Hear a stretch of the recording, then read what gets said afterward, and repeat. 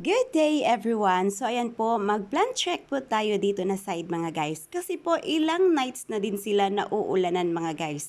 Kaya kailangan po natin i-check yung ating mga plants kung yung pinaglagyan po ba natin, direct ba sila or indirect sunlight ba sila. Kasi po yung ating aglonema mga guys, kailangan po natin sila ilagay sa indirect sunlight. So, hindi lang po yung i-check po natin yung soil mixture natin, kung tama po ba, consider din po natin ang pinaglagyan po natin.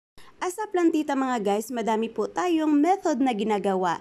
Kung sa iba po, hiyang po sa kanila ang clay pot, sa atin naman po, kung hiyang po sa atin kung ano yung necessary or ginagamit po natin. So nagdepend po talaga yan kung saan po naghihiyang yung ating mga plants. So ayan mga guys, kasi po yung iba, may nakikita po ako sa ibang vlog na yung nilalagay nila is pure rice hull. Kasi po, sa place po nila, hiyang po sa kanila ang ganong method. I hope madami tayong natutunan. Thank you for watching. Bye!